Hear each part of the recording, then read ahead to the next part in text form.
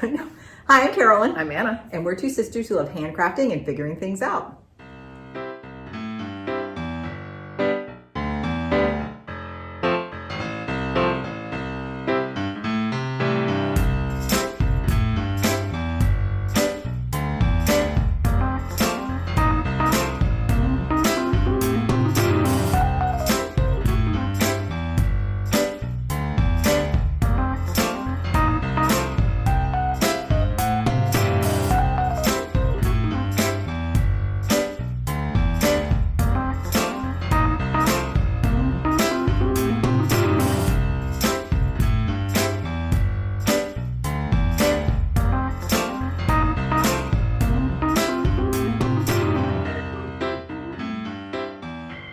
Hi, it is Saturday afternoon, June 15th.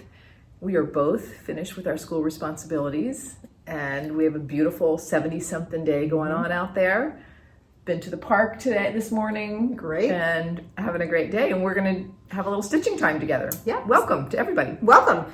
It's the year 2024. Oh, that's right. We're trying to remember to include the year. So we were inspired by the Hathaway Stitchers who did a Stitch With Us video with questions or an Ask Me Anything kind of stuff. So that's what we're doing. We have a nice bowl here full of your questions. So we're just going to take turns picking them. Thank you to everybody that offered a question. There's so many great ones in here. If we don't get to all of them, which I'm assuming we won't, we can pull them out on future videos, maybe have a couple questions on those. I'm feeling like we're very far away, but I have my stitchy setup right here. I know. All right, do you want to talk about your stitchy setup or what you're stitching on today? Sure. When I stitch, I use a magnifier lamp, which it's at a sort of a different angle than I usually have, but we didn't want it facing you all, which I will use in just a moment. And I use this stand from IKEA. And I use an old book from one of my kids. But you need something nice and hard. Yeah, and then I won't show the chart, but I am working on one of the 3 charts from the Inspired by Nature by Quaint Rose Needle. Oh, I'm glad you pulled this back out, Anna. So I've been really intrigued with the idea of doing a little alphabet for one of my grandchildren who's just really into alphabet letters and wondering, will she be able to interpret sewn letters that are a little fancified?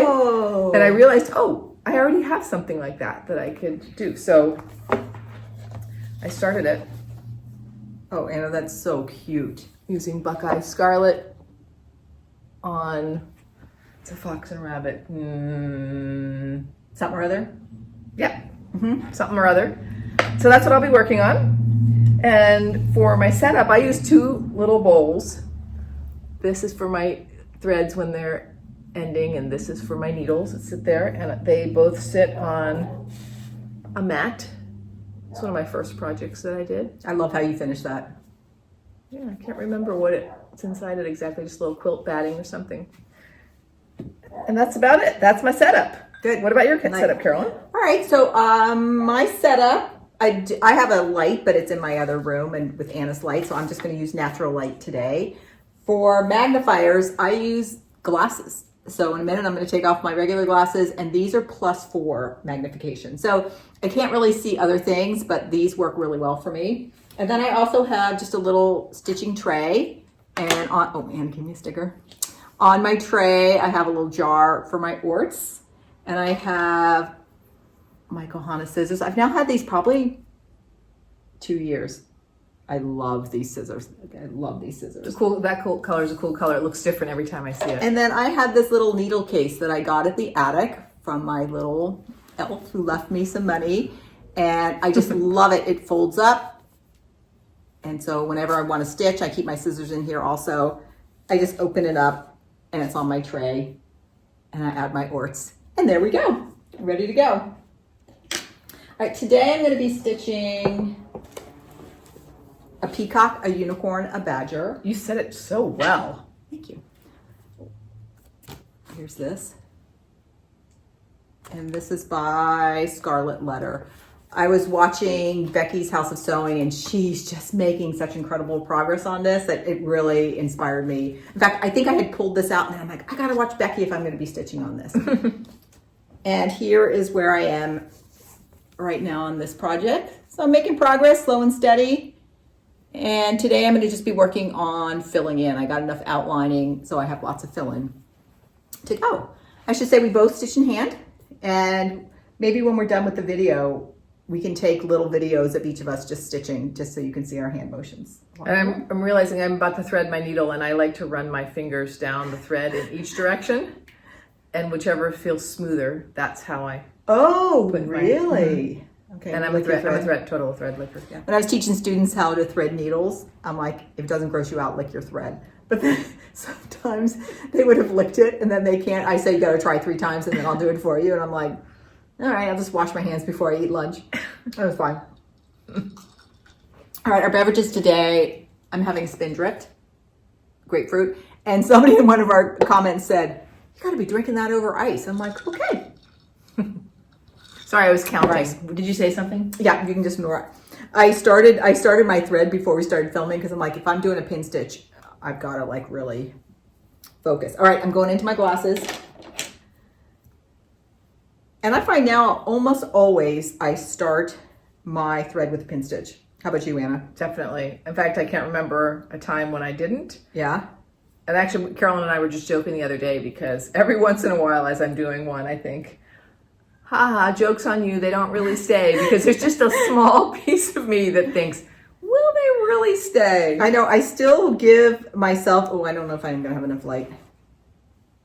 Really? Okay, what are we gonna do about that? Okay, you know what, we're gonna just see if I can get going. Actually, I'm gonna pause and see if I can bring up another light. Okay, I'll be back. You solved my problem. Anna, should we start? Sure. With our questions? I'm realizing I was anticipating it was going to be very hard to stitch and talk at the same time. I think it is, but I'm gonna try. And we can get stitch as long. All right, I have our first question here. We can take turns. In fact, I'm just gonna put the bowl here. So I agree. All right, Anna. Yes. I have the people's names who gave it. I'm not going to read your name just in case you didn't want to. But all right, it seems most of your sisters are crafty. Did this come from your mom, grandmother, etc.? Hey, good question. Do you want to go first on that one? Sure. Maybe the person who doesn't read the question goes first. Should we do that rhythm, or we can do the opposite? Let's do that. Our mother is very crafty and also really practical. So she spent hours and hours as we were growing up doing things like making curtains, making clothing for us, making slip covers. Mm-hmm. Knit. She knit. She did a lot of sewing, knitting. And she was very, very supportive of us anytime we wanted to do anything that was project-y. Yeah, she had her sewing machine out. We did not know our maternal grandmother. She died at a very early age, so we don't know if she would have enjoyed crafting. Yeah. But our paternal grandmother did a lot of needlepoint and crochet. That's right. Oh, and she did a lot of crochet blankets. I remember this is Grandmother Quill. And I remember visiting her once. I don't know if you were with us too. And she took us to a yarn store because she wanted to get yarn for a baby blanket. And she knew exactly what she wanted. And I just remember being like, Grandmother, what about this? Oh, yeah, that's okay. But I really like this. She was really open to. Very quickly, I realized we're getting what she wanted for sure, which is appropriate. Yeah. Mom, do you remember one time she was going to make us all like twinsy outfits? And by the time she finished them, they all had to move down one person. I think and Joan didn't get one or something. Yeah, if I'm remembering correctly, there was a royal blue skirt, a royal blue vest, a yellow shirt, and a red shirt. Yes, for each of us. Exactly. So she had like grand plans for that. You know, Anna too, I think Mom's dad. Oh, of course. It was actually really, really artistic. And in fact, I wonder if like really Joan's artisticness came from him. He was a piano player and he did a lot of knitting. So yeah, 70s. We knew him when he was older, and he part of the time he was in a wheelchair, and he did a lot of sitting, and he knit and knit and knit. Yeah, he did a lot of knitting. I think he was like an expert like floral arranger. Oh, I don't remember that. I think so. We'll have to ask Mom about that. So, and then it's kind of funny about our sisters.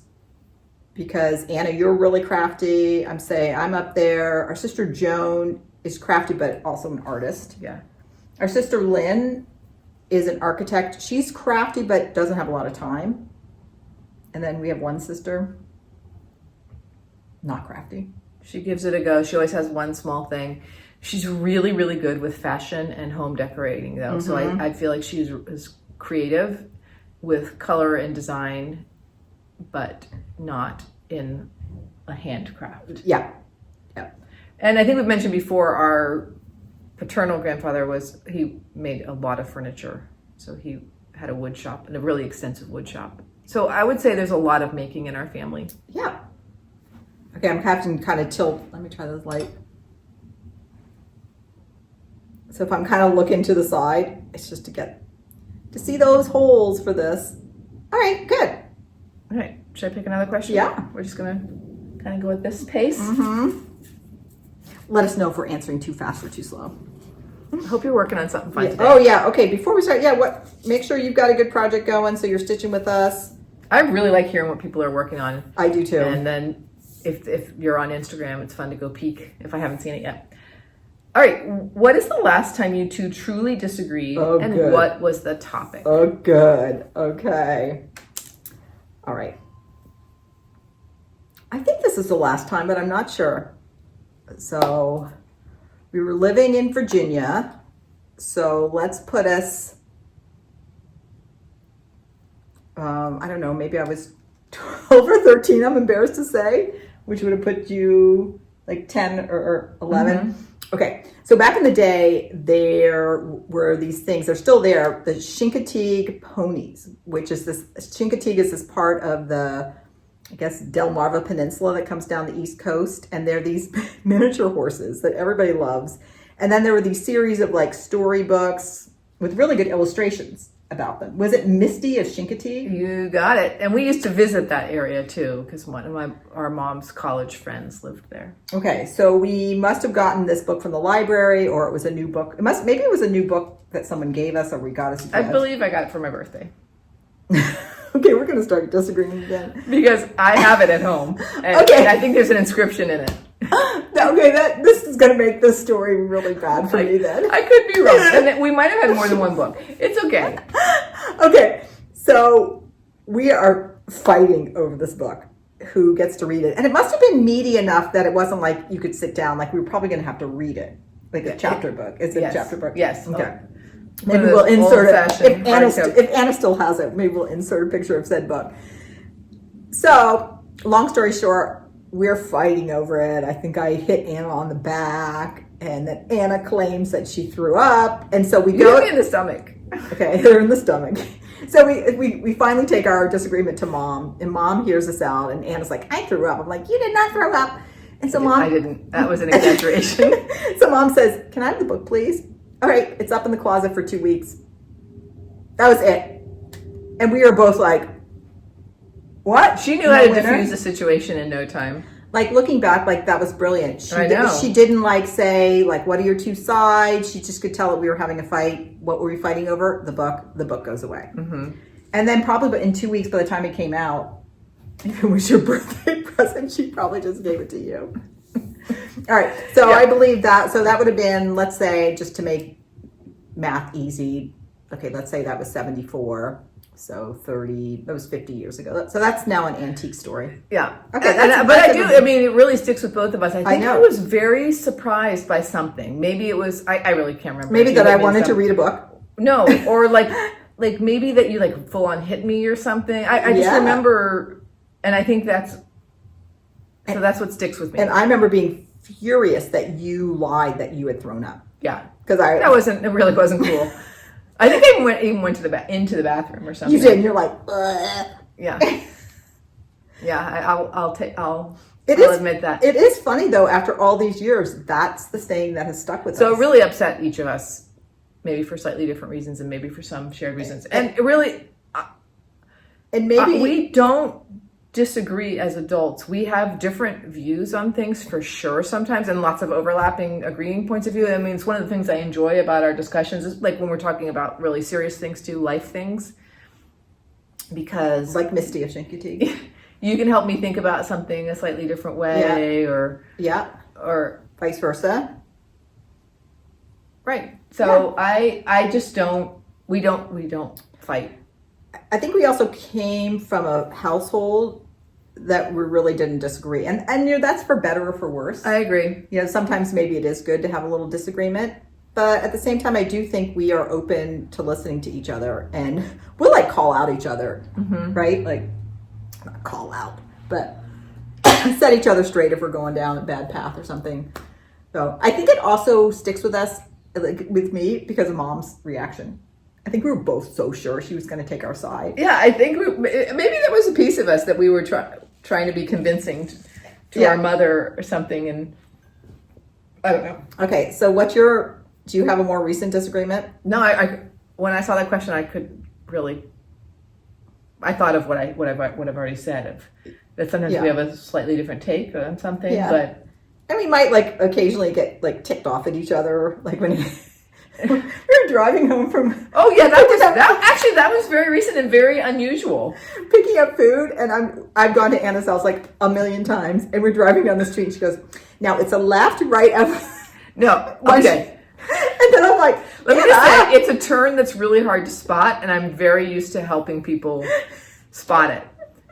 It's like, what is the big deal if you help someone with like. The left is coming up soon. She hated that so much. It's just like, I've only turned there about 5,000 times. Okay, there's another one. Okay, that's good. We should maybe have a big fight sometime.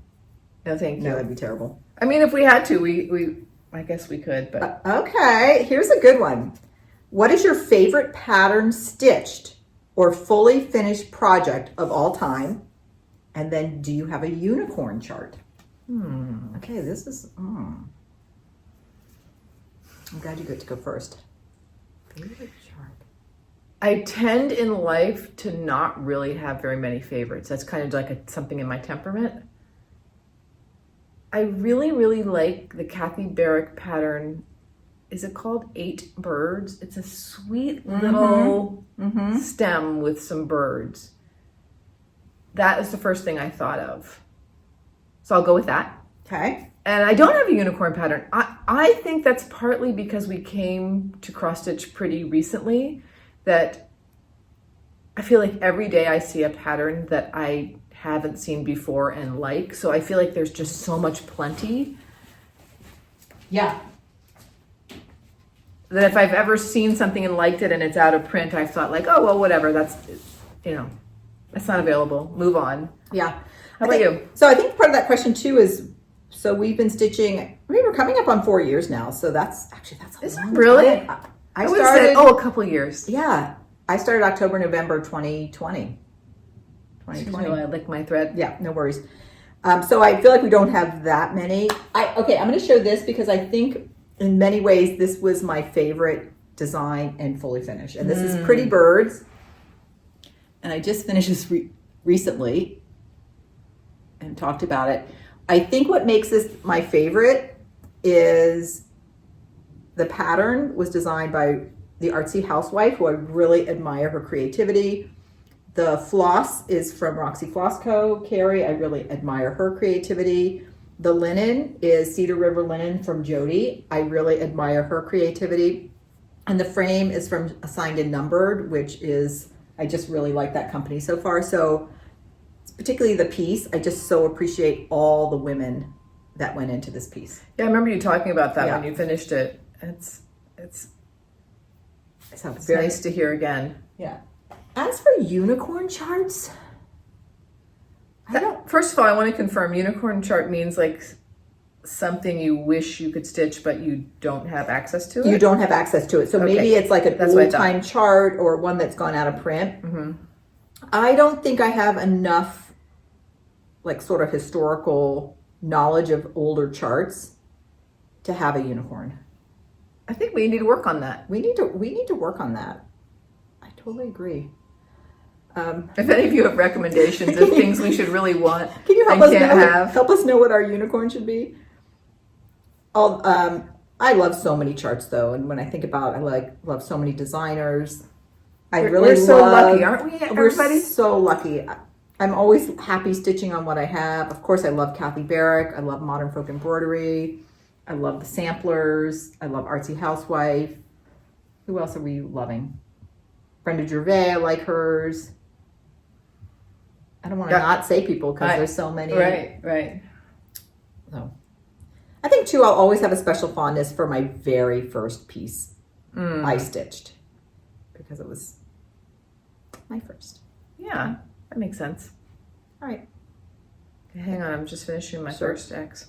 We'll put the ones we've read up here. I needed Amity's son to pay him $2 so he could cut up the questions today. Oh yeah, that would have been good.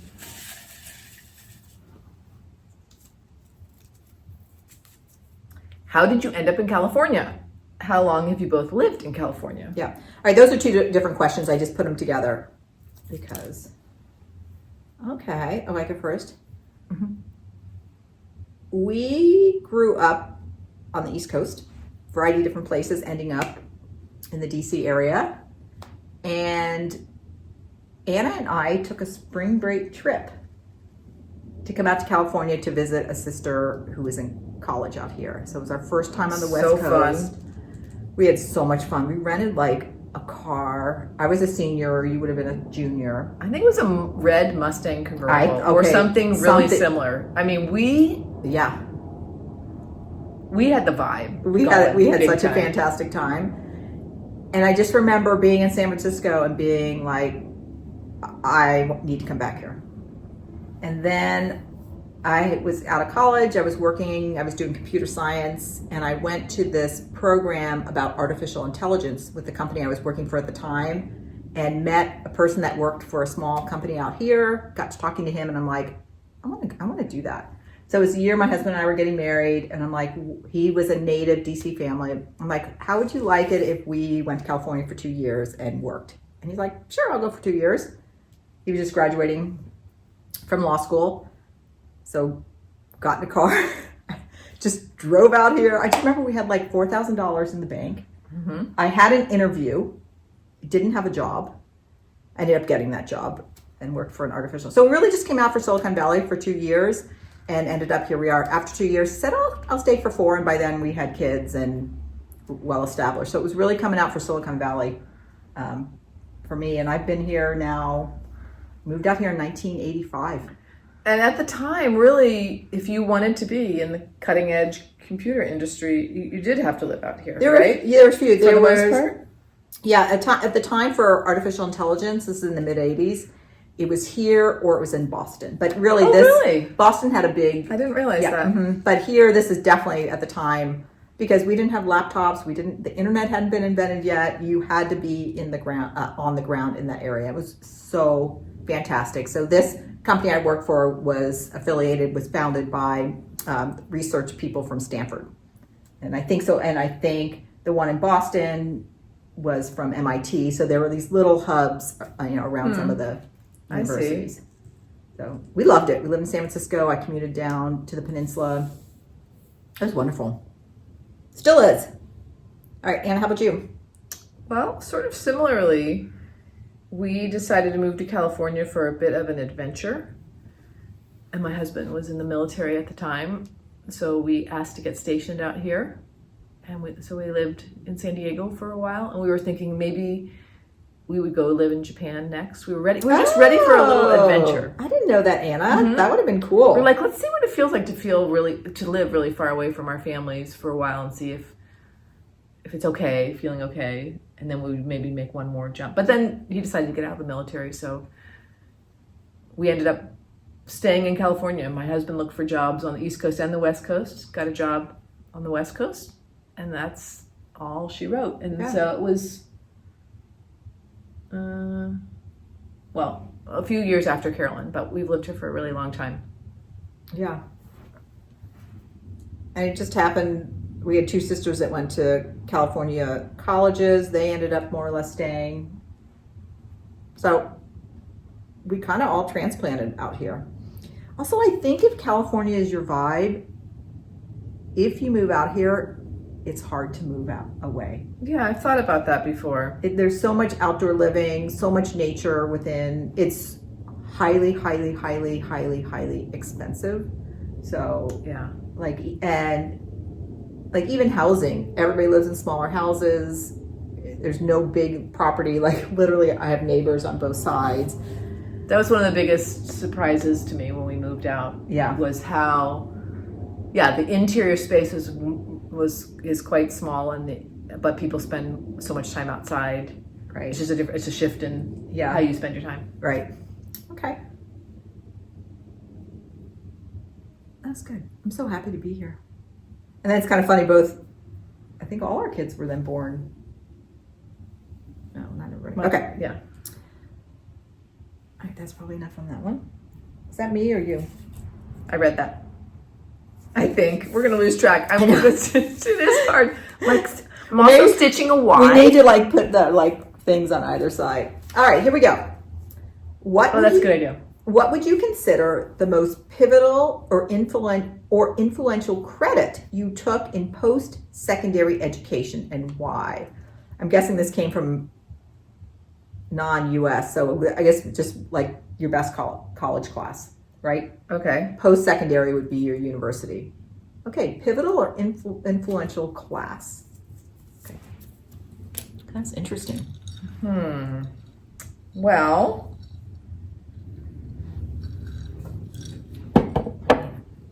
I feel like I have a couple stories I could tell, but I'm going to pick this one. Okay. I majored in education, and my education classes were very small, and we had the best discussions in them, and it was just wonderful. And I remember taking one class on teaching math. Oh, really? And I remember the professor saying, we really want to be showing students why mathematical concepts work and everything, which seemed really cutting edge at the time, which is now given. A given. But I remember him saying, but some things you really just can't show because, for instance, you couldn't show how to divide fractions. So like the fact that he voiced that, my brain started going into gear. And I remember, I'm a very shy person, but I remember raising my hand thinking and saying something like, well, I have an idea about how you could show dividing fractions. Mm-hmm. And then we had this big discussion. So I think it was my first taste of thinking deeply of how to explain mathematical concepts in many different ways. Mm-hmm. And I still enjoy that very much, especially when I'm working one-on-one with a student and trying like 5 different ways until you can tell they're like, until they can connect with the problem. Right. What would you pick, Carolyn? Okay, so I was math major, and my very first math major class was calculus, and there were only 5 of us in the class. I went to a smallest university, and math majors, it was actually fantastic. Same thing as Anna. I think in my math major classes, I never had more than 20 people. Yeah, it's amazing. I had some amazing classes. So it's freshman year. My high school, for whatever reason, wasn't as popular, and I had not had calculus, but all the other people in the class had. So I was the only one that didn't. I was playing a sport. I played field hockey. I was having fun. And about halfway through the semester, the professor pulls me aside and says, I'm not sure math is the right major for you. Wow. Okay. I know I've heard this story before, but I forgot. I was ticked off. And I ended up with an A in that class. And get our exams or at the end, and I knew I had an A, he said, I knew that would get you going. So I was totally like not a very self-aware person. I like to play sports. I like to have fun with my friends. I did like math, but I was not like a super studious person. So I think he knew like something about that competitive, like telling me I couldn't do something was going to motivate me. Do you think he really did, or I don't know. Who knows? I don't know. But it did get me going. I'm like, okay, Carolyn, stop fooling around. Like, you better get your acting gear. And I was fine. And he's like, you're fine. I knew you could do it. And from then on, I think I aced almost all my math classes. Yeah. So it's definitely part of your identity. Mm-hmm. So yeah, it was funny because when he said that too, I always loved math. I'm not sure I would have had anything else I wanted to major in. Mm-hmm. Oh, like what do I do? Like I'm like, wait, what else would I do? I know. And at the time too, at least at our university, computer science was a minor in the math department. That's right. So I had a computer science minor too. And so, I mean, I would have also done that major, but math was fantastic. So that was pivotal for me. Oh, that was mine. Funny that they're both, I mean, you've always been math oriented. I haven't necessarily always been math oriented, but they both have to do with math. If you don't know, we're both math teachers. Okay. It's my turn. Yeah. Let me end this thread. Whoops. All right. When you are ending a thread, sometimes I just slip it under some stitches one way, but recently I've been going back a little bit the other way. Same seeds. Did we get that idea? I can't remember if I've done that in the past or how I started doing that. Because some of my stitches were getting a little loose sometimes. Yeah, I couldn't figure out why. I used to slip it under just one way, and then I actually think I think it came from Katie Strachan. Where she goes under, I think she was showing us the back, and she goes under a few and then goes back the other way. Okay. If it wasn't her, it was on another floss tube. But I'm guessing it was Katie, because if Katie says something, I'm like, oh, can I be like Katie? Can I do that too? Right. I'm usually sipping coffee and watching FlossTube for 10 minutes here, 10 minutes there in the morning. So I often have this feeling of like, I know someone said something about something. I can't remember who. Here's our next question. What is your resource for lacing and flat fold finishes? Okay, that's a good one. Flat fold finishes, definitely Vanna Pfeiffer.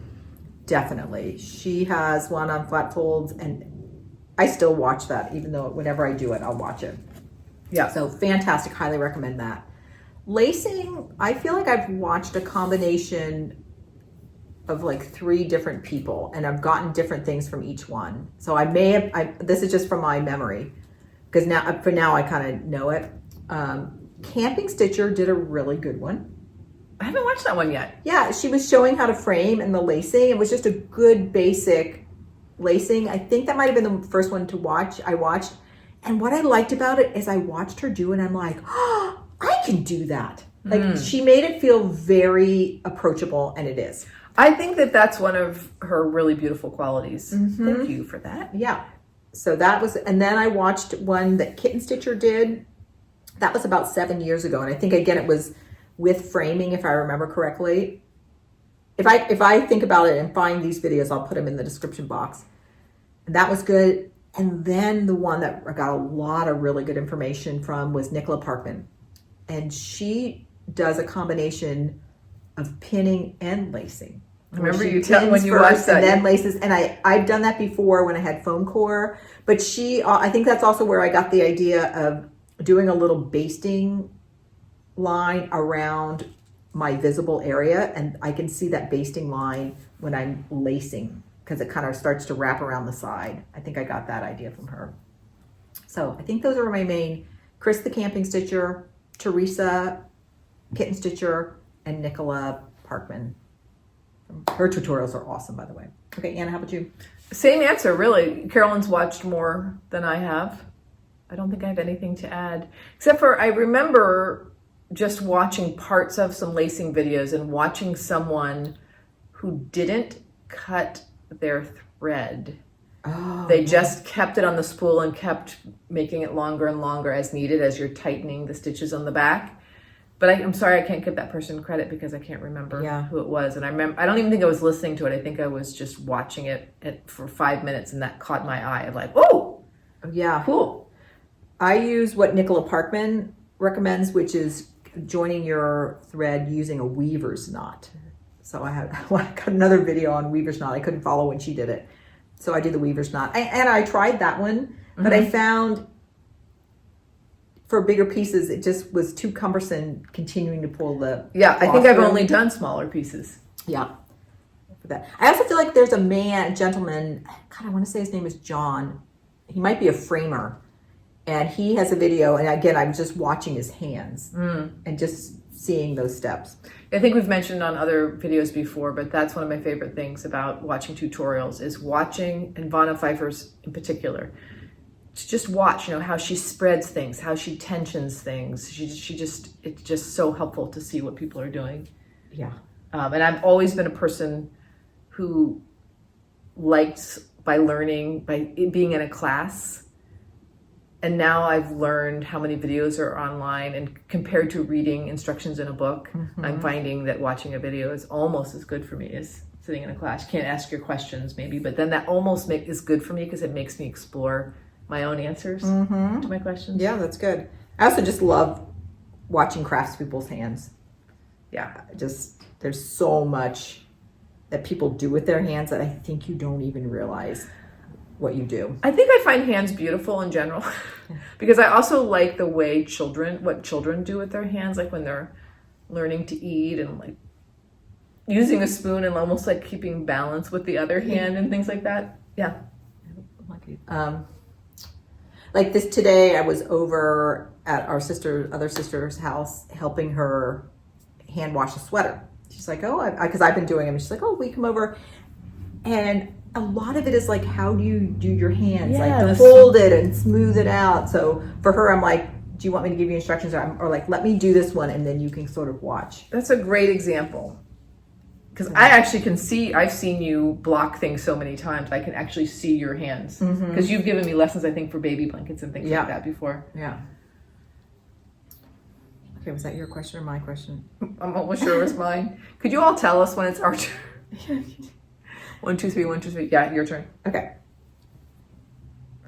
Unless you're at a... Oh, here, let's pause for a second because I think my husband's coming. Okay, we're back. We paused because my husband just came through and then we realized, oh my gosh, our video's already like over 30 minutes and we've only asked 6 questions. So I hope you have your stitching and you're just hanging out with us. And maybe you're answering the questions along with us. So we thought we might just do a little rapid fire here and just do a few questions, but do quick answers. Okay. Should we do that? Yeah. All right. I'll pick the first one. Let me get into my stitching glasses. Your answer may only be 1 sentence long. Oh, wait. What's this right here? Oh, this one fell out. Okay. Actually, I'll do this one. I don't know why I was sitting over here. Anna? Yes. What is your idea of a perfect day? Oh, That's a good one, isn't it? Like day to day, I actually am a person that like I wake up and I can almost feel like an adrenaline rush. I like to be active.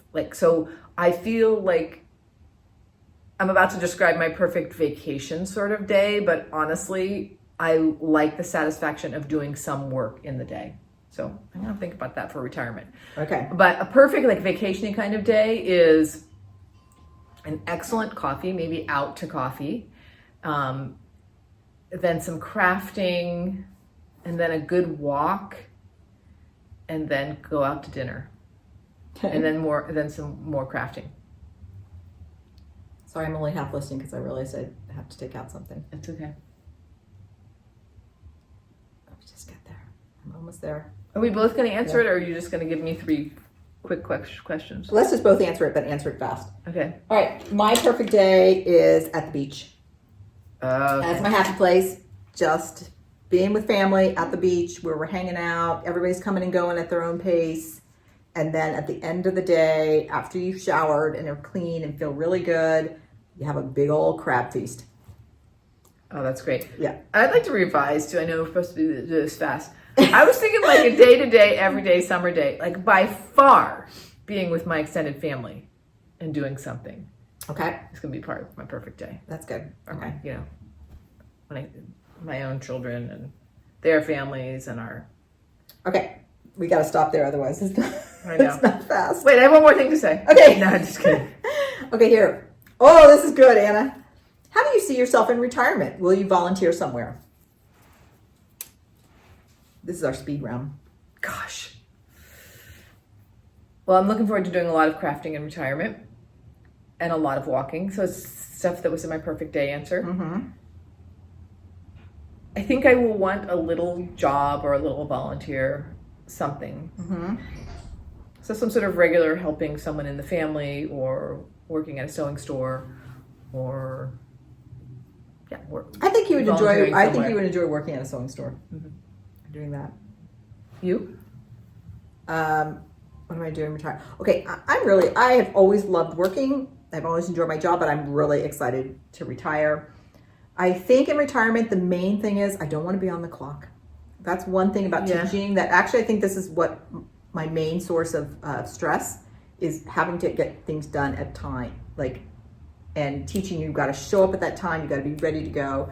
So it's funny when I saw, would you volunteer? I'm like, I don't think I want anything that ties me on a regular basis on a regular time. I can relate to that. So I'm sure I'm going to want to do something because I really enjoy getting out and doing things and interacting with people. What that comes like, I'm not going to make any plans. I'm going to see what organically comes out. You know, I used to work one day a week and then one Saturday a month at a knitting store, and I loved that. So I could also see, and I taught knitting classes, so I could also maybe see doing that. I think that could be really fun. It's a way to get the teaching pieces of us out too. Like, I think I would enjoy teaching some kids sewing classes. I think I have a great relationship with the school I teach, so I could also see doing some like subbing or coming in and doing some tutoring or helping, like not having that on a regular basis, but doing that. Yeah. But I gotta tell you, I'm really looking forward to retiring. Like even the summertime, it's just like, it's a totally different vibe. Okay. It's quick, and that was a good one.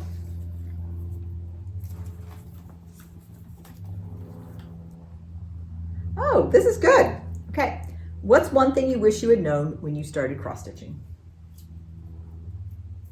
Well, I started cross-stitching when I was in my well, I did a little bit as a child, but then in my early 20s, I wish I had known more about reproduction samplers. And I did stitch a sampler back in the day, but it wasn't a reproduction sampler. And I've always connected with, I don't know, I want to say like things that feel old-fashioned or something like that. Okay. So I wonder sometimes if I had known about that, or if I had gained interest early in my life, how much would I know now about them? What about you?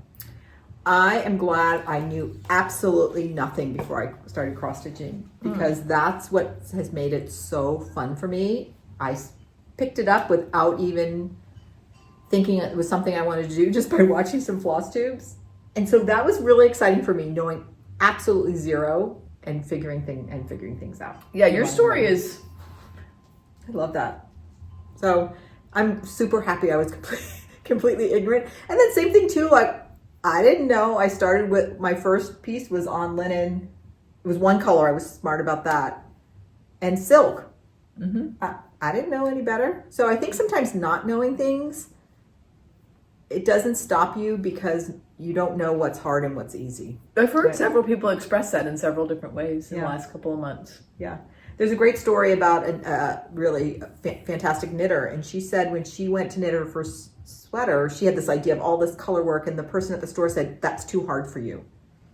And she remembered being really put off by that, and she ended up going and doing her wild color, and it was fine. And she said, never tell somebody that that's too hard for you. She goes, everybody's different. Just encourage them with what they want to do. So I like it. Yeah. That's good advice. Okay. I don't think we're very good at speed rounds. I know we're not. I thought we've just done 3 questions and probably like, I can't see the time up there. Oh, 7 minutes. Yeah. Okay. All right. Here's 3. Now are we going too fast for you? I don't know. What are your favorite needles? Oh yeah. Fantastic. I love the Bowen needles. I remember trying a few different brands when I first started, and there are probably some I haven't tried, so there might be something I would like better. But I get these packs of 25 needles, Bowen. And the Bowen I like because I feel like I have to do a new needle every project. I think I eventually bend them, but there's something about, I feel like there's a little bit of flexibility in them. I don't know. Love them. How about you?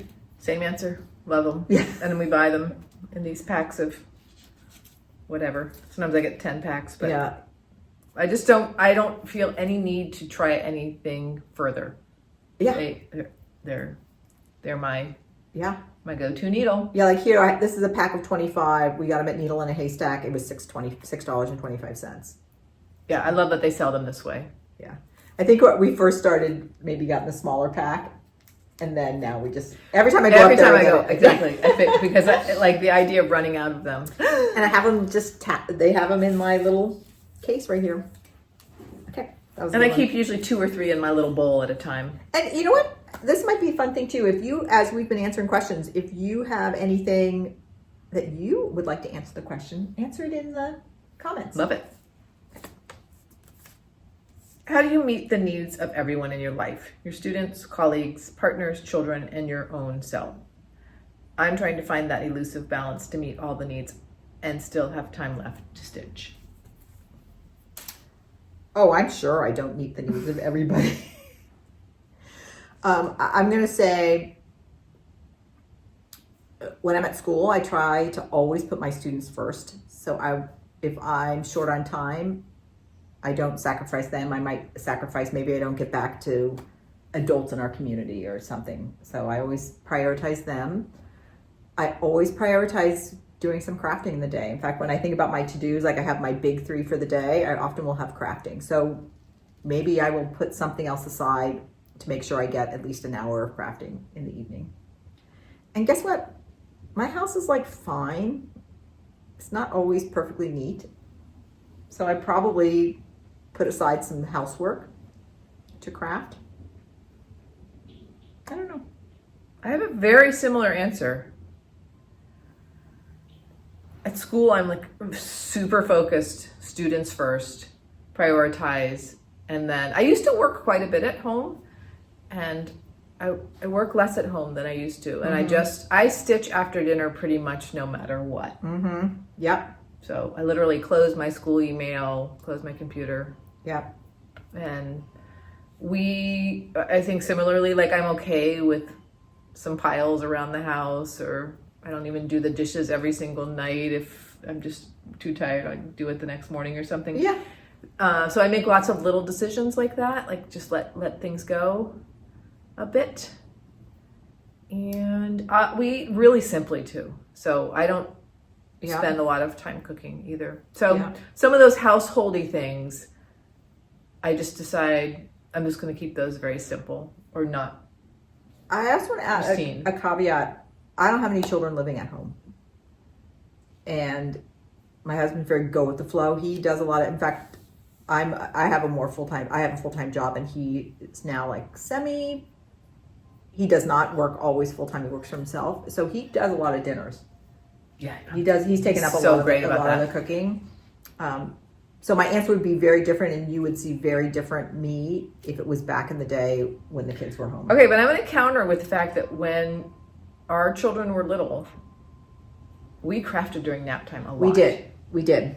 And when our children played sports, we crafted on the bleachers a lot. That's right. So maybe also our craft is like when the kids were really little, I did a lot of quilting because we were home playing or nap time. Once they got older, I started knitting because it was on the go. That's right. So I think maybe just finding the time how it fits in. Mm-hmm.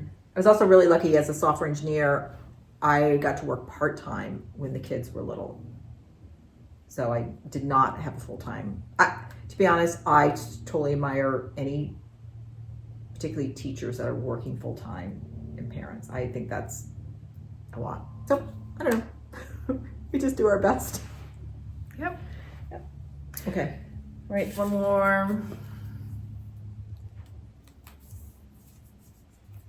Have either of you ever done surface embroidery?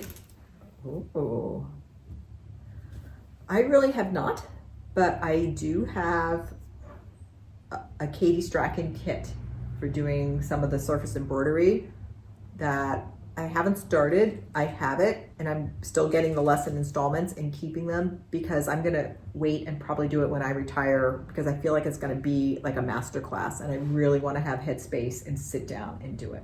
So I haven't done it yet, but I have a project that I will do at some point. How about you, Anna?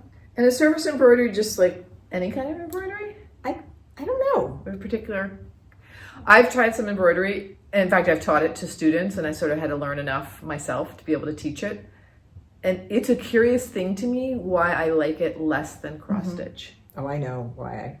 What? I've thought I would like embroidery, and I've tried a little bit. It's too freeform for me.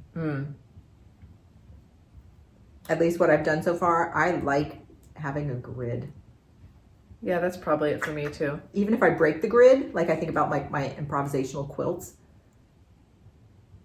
but I think I like the grid. Yeah. We'll see. Yeah, so we haven't done that much. Yeah. All right, that was 3. Do you want to go? Okay, let's go back to popcorning. So then be your turn. Yeah. Okay.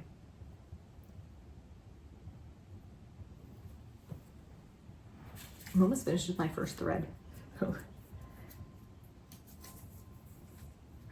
Oh, here's a nice one. What are your summer plans for creating? Cross stitch, quilting, sewing, or knitting?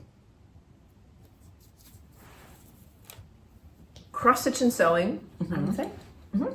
I need to make a few project bags. I've been saying I'm going to make a garment for the last 6 months. Maybe I'll make a blouse. Carolyn and I have been talking about summer dresses and how that's sort of our favorite thing to wear in the summer. Maybe I'll make a dress. Mm-hmm. I just love that feeling of like a day ahead of me where I don't have a lot of responsibilities and I can, craft a little bit. Could sew 2 hours at the dining room table, go do a few things, cross stitch for 3-4 hours at the end of the day. Oh, that's feeling good. my summer is just starting, so I'm just Getting in the feeling vibe. like I have so many days ahead of that. I know. June is like a really magical month for that.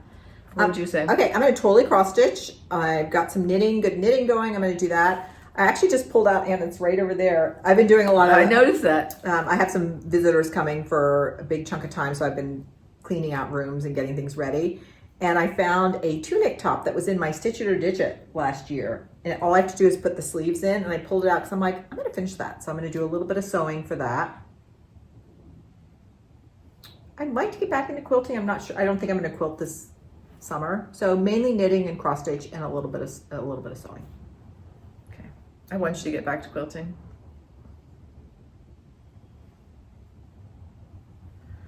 We've said before we're going to show some of Carolyn's old quilts that she made back in the day. We still need to do that. Where's the weirdest place or time you've ever done a handcraft? Okay. We were on a backpacking trip once, and once you fill your backpack, we always laugh about like, hey, what is your one luxury item? Like my brother-in-law brings clean socks for every day. That's his luxury item. My luxury item is I bring a small knitting project because I'll knit all the time. So on this particular trip, we were hiking through Yosemite, and our last night we were in this campground that can take you up to this thing called Half Dome. And I'm going to insert some pictures along the way. And to go on, and this was also a time when we were having our fires. And in fact, the day after we hiked out from our backpacking trip, they closed Yosemite. So Half Dome is usually packed, but there was nobody around because of the fires and what was going on. We were never in danger with the fires, just put it out there. So we get to Half Dome in the morning, and it is completely empty. Which is unusual. Oh, it's you have to have a permit to do it. It's packed. This was summertime backpacking. But I am like really terrified of heights. In fact, I have an urge to jump, and I'm not doing Half Dome. So I hike up there with them, and I'll show some pictures here. They start to go up the cables, and I'm just going to be waiting for them. But then I'm like, they're going to fall to their death. I don't want to see it. So I just hiked back a little bit, went down something called the Subdome, found a really nice rock to sit on, and I'm sitting there knitting on a pair of socks. And I'm like, okay, if they fall, I'll hear it, but I just don't have to see it. They, of course, were fine. They were fine. So I'm knitting socks in Half Dome, and other hikers were coming up, and I was like the Walmart greeter. I'm like, hey, you're almost there. It's just right up there. You're Half Dome. Nobody's around. You're going to really have a great hike up there. So I just think of like what those other hikers were like. Why is there a lady sitting on a rock knitting? So I'd say that's my most unusual. Yeah, that's a good one. I feel kind of boring because I don't really I can't think of anything like my living room. One day I took my light out and stitched in the backyard. What? Well, what about other crafts? Like, have you ever, like, how about outside anywhere, at the beach? Not really. Really. I can't think of an example, but I will retell the story that we told at the very first FlossTube. Is that one time I was cross-stitching on vacation, and a bird pooped right in the middle of my sampler, and it was like the bird had been eating purple berries, so it was this huge purple splotch that many really creative, helpful women helped me get it out, and that sampler is framed on my wall and with no sign of a stain, even after so many years. So that's sort of like the funniest story I have. It was like horrifying and hilarious at the same time. We were laughing. We were laughing, crying, laughing. Kind of. And weren't you just sitting there and it just went? Yeah. I mean, like, in a way that was like in a movie or something. Yeah. It was not like a little drop. It was like a, yeah. So that's funny. All right. Is that yours or mine? I think I read that one. Oh, yeah, because I went first. Okay. I'm going to say this next one I'm about to pull out, I had it staged because I didn't want to miss it. This was from a family member. Who is your favorite family member and why is it me? Let me read that again. I cannot stop laughing about this. Who is your favorite family member and why is it me? Yeah. Anna? We've got a great family. Yeah. This particular family member, she's in my top 100% of favorite family members. Do you get that nap joke? Mm-hmm. Okay, good. But she does deserve a special shout out because I think she's the only family member in our huge family that watches Yeah, this. let's give her a shout out So for that. you, that's fun. You, family member, you are my favorite full-time family viewer. Sometimes I tell her something that we have mentioned in a video and she'll say like, I already know that from a video. Yeah, and we're gonna give her like big points for being funny in texts as well. Oh yeah. Okay. Now some people are just good at that kind of thing. Yeah, because I think neither of us, we're really good at hearting photos. Yeah, but we're not very funny. Clever. Yeah, I mean that question, the fact that I've been laughing about it and keep thinking about it. Yeah, that's very typical of her humor. So thank you, family member. All right, I got a little bit of runny nose. Okay. Do you need to pause? Or are you good? I'm good for now. What's your favorite stitching memory? Stitching memory. What's my favorite stitching memory? What is my favorite stitching memory?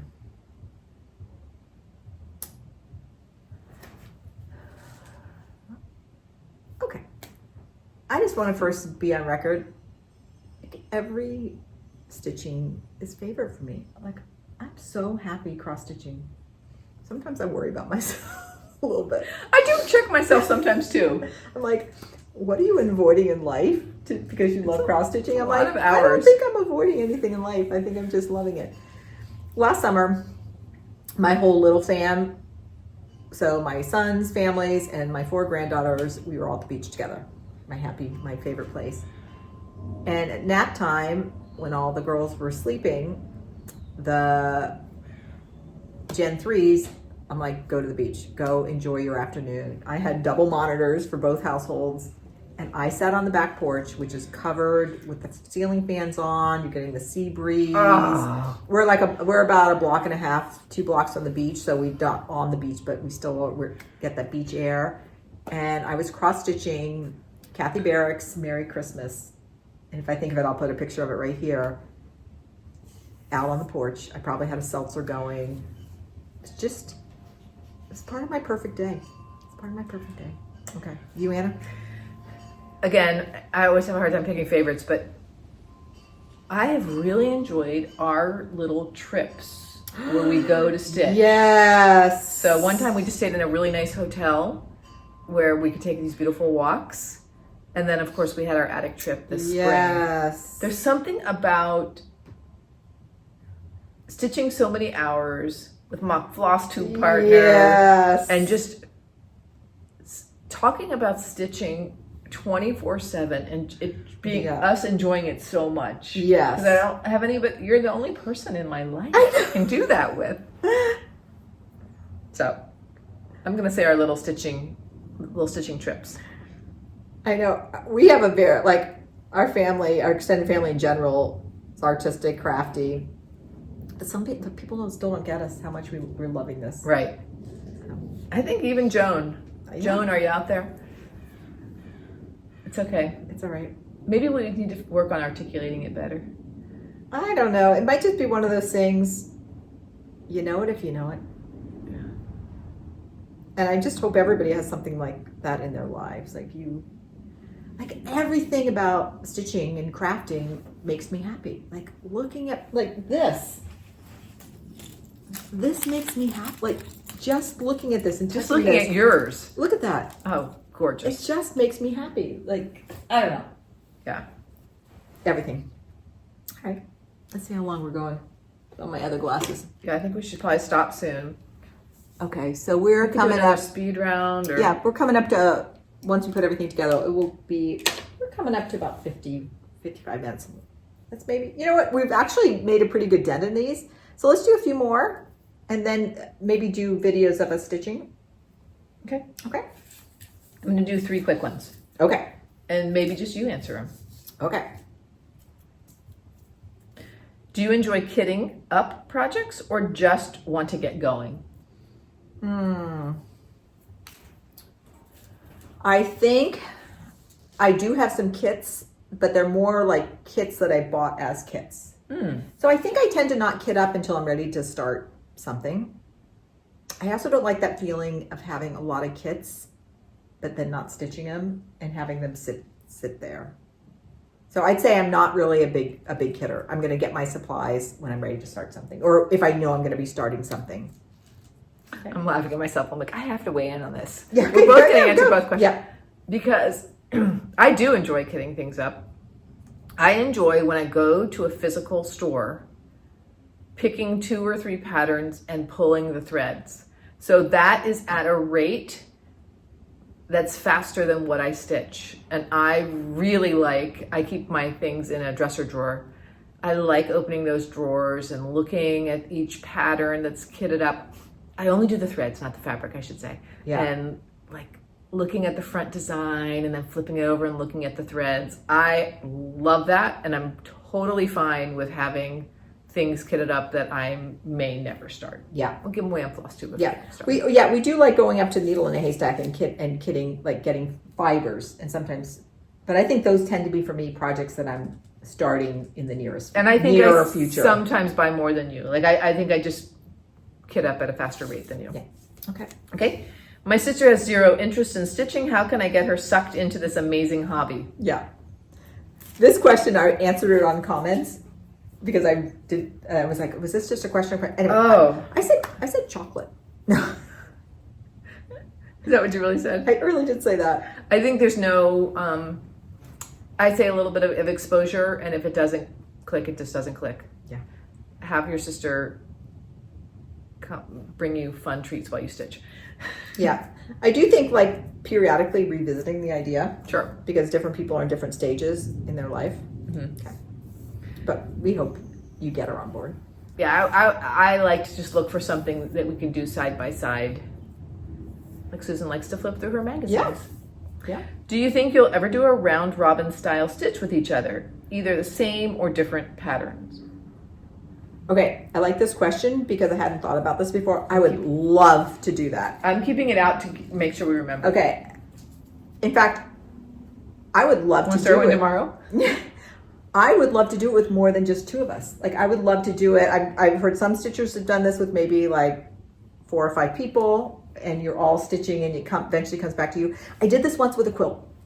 Oh, fun. Where your quilt, you started by making your center block, and then you sent it to somebody, and they added the next border around it, and then so on and so on. And we passed a little notebook, and you just wrote a little bit in the notebook, and then it came back to you. And that was really, really fun. It does sound fun. Really fun. Okay, Anna, what do you think about that? Love it so much. Never occurred to me. That's why I just put the slip. Okay, would you want Over it to there. do it just you and me, or would you want to try to get some more people in on I it? think I would be open to either. I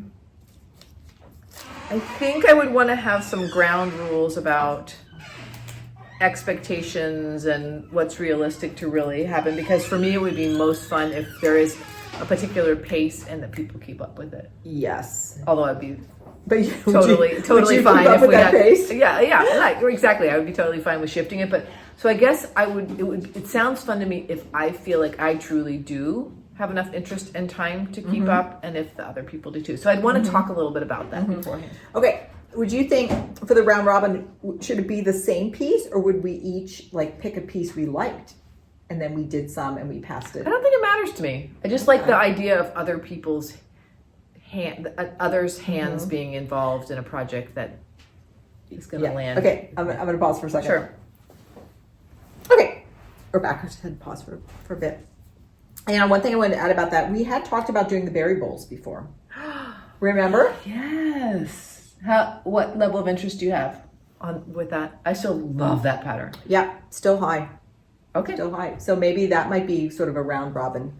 Maybe next time we're up at Needle in a Haystack, we look for 2 complementary linens. Because I want to do them on 2 different color linens. Yeah. Okay. Great. So love to hear too if anybody's had experience with round robins and what you've done that works for you. We'd love that. Okay. Let me do 3 speed. All right, Anna, we're going to get through the questions. Do you stitch in hand or with a hoop? I stitch in hand, although I don't use the sewing method very often. I mostly do the poke and stab method, but I stitch in hand. And I don't know, maybe we are going to make our little videos, but I sort of hold my fabric. It's too hard to show. Well, let's do videos. Like that up at the top, and I'm actually doing a little pulling away from, these 2 fingers are pulling away from each other. What I'm trying to say is that I almost use my fingers as a hoop. I put tension on my fabric using my fingers. How about you, Carolyn? I stitch in hand. I tried starting with a hoop. Something about the hoop didn't really work for me. I think for me too, I wanted my stitching to be portable. So stitching in hand, just using glasses with whatever light I have available has worked for me. I am doing an completely over one piece, and that I've been using a hoop. It's over one on 28 count, and I like that because I think it gives the threads a little more stability. Although I'm doing some over one right now on 40 count, and I'm doing that in hand as well. Yeah, several people have given us the advice to use hoops for over one or for some specialty stitches too. Yeah. And in fact, this might be a great part of the video. We will insert our little videos of looking down at our hands and us stitching, and we'll insert that here. Okay, I've just started with a pin stitch, and you see these 2 fingers? I have fingers underneath like this. I'm really pulling out with each of these fingers away from each other. So I do feel like my fingers act like a hoop. And I most often stitch with the poke and stab. But like this next line is a little bit longer. Let me just get over there. Are you crossing each X as you go? I am for this particular thing. I kind of wish I hadn't, because I want to show, if I do stitch in hand, what I do. Although maybe I'm just going to do that with some fake stitches. So when I stitch in hand, I turn my fabric sideways. Sorry, with the sewing method, I'm stitching in hand with both of these things. Again, I tend to sort of tension my fabric, and I stitch sort of sideways and Anna. do this, which I've often wondered if I have like I'm coming in there on you. I try that's good. to pull sort of straight down, have this be perpendicular. But for some reason, turning it to its side is what I like to do. Oh, I'm so glad I didn't realize that about you. So I do want to, I try not to pull too tightly, but I can tell I get a little bit of a ridge underneath when I stitch sewing method compared to when I do poke and stab. Okay. That's about it. All right, so I actually go out and come back when I'm doing big areas. So I'm now coming back the other direction. And I keep mine upright. Your needle. At my needle and my stitching.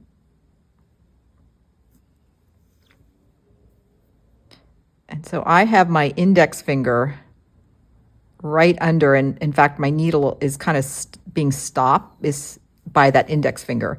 And I think when Flip your work over for a sec. Okay. It's right under there. And I think when I wanted to learn how to stitch in hand, I watch a kitten stitcher. And so I'm doing, this is how she would have done it with that finger underneath.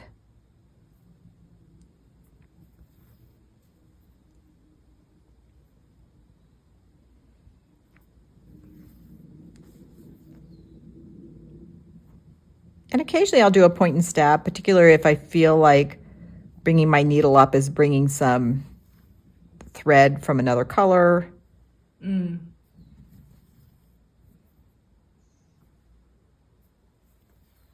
And I'm sort of flicking I use this finger to tension it. So if I go, I'll kind of give it a little flick. All right, so Do it here. one more time so I can change. Okay, wait, I gotta come back in. I gotta come back over to this side. I'd already finished those stitches. So this is a time where I might poke and stab if I'm changing where I'm starting from. I gotta pull way out to get the flick. Okay, and it's just really, but I just use that finger to get that right. Somehow that just is the right tension. And I'll come out. So sometimes I'll do the full stitch. It just depends on where I'm going, where my thread needs to end up.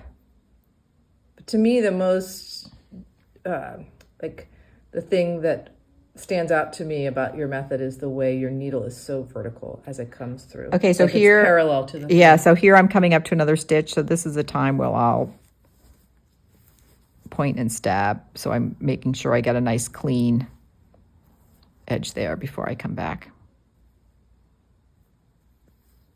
Okay, that's it.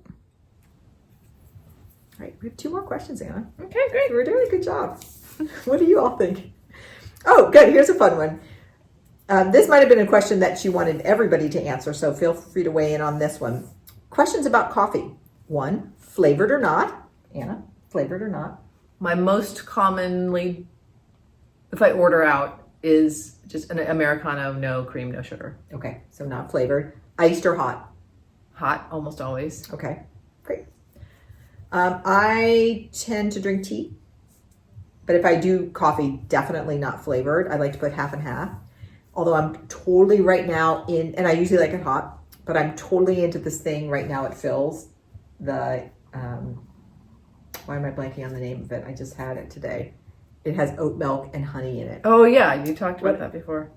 Well, yeah, that's it. And this question might have come because I was drinking a mint coffee, which I know is like not appealing to most people. Yeah. So every once in a while I do a mocha or one of these mint coffees. Mm-hmm. But for my daily, just black and strong. Mm-hmm. Okay. Okay, this is our last question. Okay. What pattern in your stash is most intimidating to you? I don't know if I've ever felt intimidated by a pattern before. Mm-hmm. Okay. Do you want to then change the word?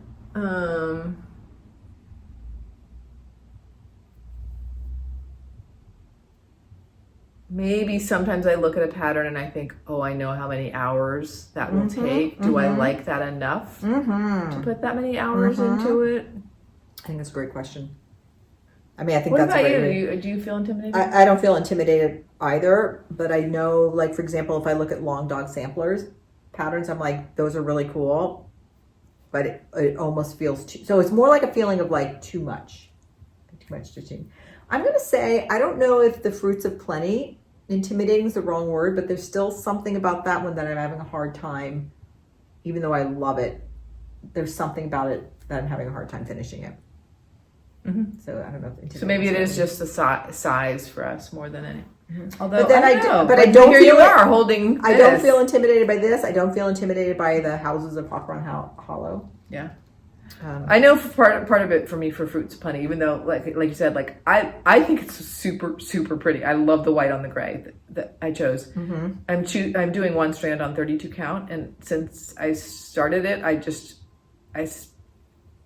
don't stitch that combination anymore. Mm-hmm. And I find the threads are kind of wiggly and they don't lie true sometimes because they don't quite fit. They don't quite fit for me anymore. but I love the lacy look I'm getting. So a couple people have asked about our Fruits Plenty, and I do want to finish it because, like you said, I think it's beautiful. Yeah, it's still my focus piece for the year. But here we are in June. Gotta keep going. All right. Well, that was I it. wonder, let's pick one of the questions we answered and have people answer in comments if you feel like it. Okay. First of all, I think if any question that if you want to answer, feel free to do that. Was there one in particular?